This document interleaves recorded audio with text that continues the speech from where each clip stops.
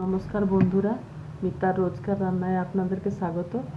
আজকে আমি মূলো পরোটা করে দেখাচ্ছি জলখাবারের জন্য। সকালে ব্রেকফাস্ট হতে পারে, রাত্রির খাবারের জন্যও মূলোটাকে 3টে মূলো নিয়েছি। এটা আমি গ্রেটারে গ্রেট করে দিচ্ছি, তারপরে আমি দেখাবো। মূলোটা এটা গ্রেট করে নিয়েছি। এবারে কড়াইতে 2 চামচ তেল দিলাম, একটু কালো জিরে দিলাম,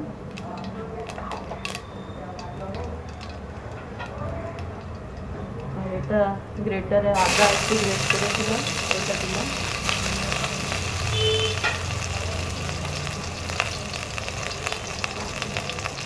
একটু হিং দিলাম,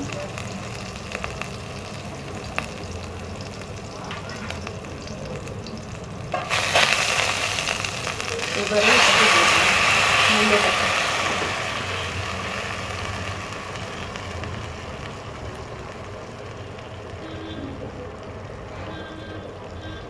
মূলোর জল শুকোবার পর্যন্ত এটাকে ভাজতে হবে। এবারে এতে স্বাদ মতো নুন দিলাম,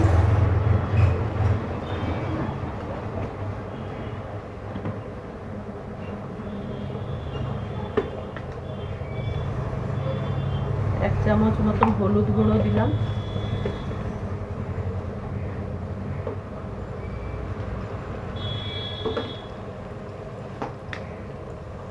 এটা কাশ্মীরি লঙ্কা গুঁড়ো। আপনারা ঝাল লঙ্কা খেলেও ঝাল লঙ্কা গুঁড়ো এখানে দিতে পারেন।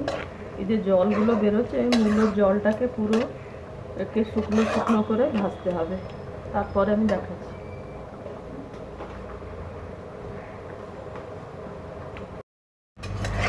এবারে এই ভাজাটা হয়ে গেছে, আর জল প্রায় নেই, আর যেটুকুটুকু আছে এটা শুকিয়ে যাওয়ার পরে এটা ঠান্ডা হবে। ঠান্ডা হবার পরে আটা, আপনারা যদি ময়দা দিয়ে করতে চাইছেন ময়দা দিয়েও করতে পারবেন, আর না তো আটা ময়দা মিশিয়েও করতে পারবেন। এটা ঠান্ডা হবার পরে এটাকে মাখতে হবে, তখন আমি দেখাবো। মূলো যেটা পুর করে রেখেছিলাম, যেটা ছাই মেরে রেখেছিলাম, আর এটা হচ্ছে 1.5 কাপ আটা। এটাকে এর সাথে ভালো করে মেখে নিয়ে একে মেখে আপনাদেরকে দেখাবো। বেশি টাইটও হবে না, আবার বেশি পাতলা করেও হবে না, কারণ পরোটাটা বেলতে সুবিধা হবে। এবারে আমি মেখে আপনাদেরকে দেখাচ্ছি। দেখুন মাখা হয়ে গেল, এতটাই শক্ত থাকবে।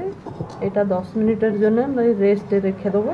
আপনারা চাইলে ওই যেটা পুর করেছিলাম যে ছাই মেরে, ওটাকে নেচি কেটে ওর ভেতরে দিয়েও আপনারা বেলতে পারবেন, কিন্তু ওটা আপনাদের সুবিধার জন্য দেখালাম যে অল্প আটার সঙ্গে মেখে দিলে আর ওটা গিয়ে বেলবার সময় ফাটবার আর ভয় থাকে না। এবারে আমি 10 মিনিট রেস্টে রেখে দেখাচ্ছি। দেখুন এই মূলোর পরোটাটা এবারে বেলে দিচ্ছি, খুব বড় করে বেলবো না। আর এর ভেতরে যদি পুর দিয়ে থাকলে এটা যেমন ফেটে যায়, এটা আমার ফাটে না এর সাথে মেখে দিলে।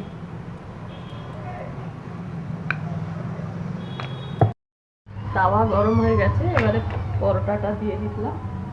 আপনারা চাইলে 3 কোণে পরোটা, 4 কোণে পরোটা, যেমন আপনাদের পছন্দ মতন বেলে পরোটাটা করে নেবেন।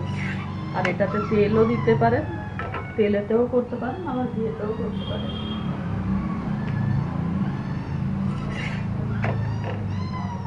সকালের জলখাবারের জন্য এটা ভালো। সকাল উঠতেই তো ব্রেকফাস্টের চিন্তা হয়, তাই বাচ্চাদেরকে কি বড়োদেরকে নিজেরাও খেতে গেলে এটা খুব তাড়াতাড়ি হয়ে যায় এই পরোটাটা।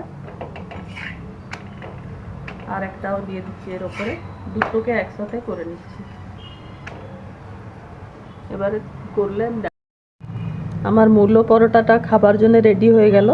আপনারাও এইভাবে একবার করে, সেই শীতকালে তো মূলো ভালো পাওয়া যায়, সকালের খাবারে বা রাত্রের খাবারে আপনারা একবার খেয়ে দেখুন। ভালো লাগলে আমার চ্যানেলটাকে লাইক, শেয়ার, সাবস্ক্রাইব করতে অনুরোধ করছি। ধন্যবাদ।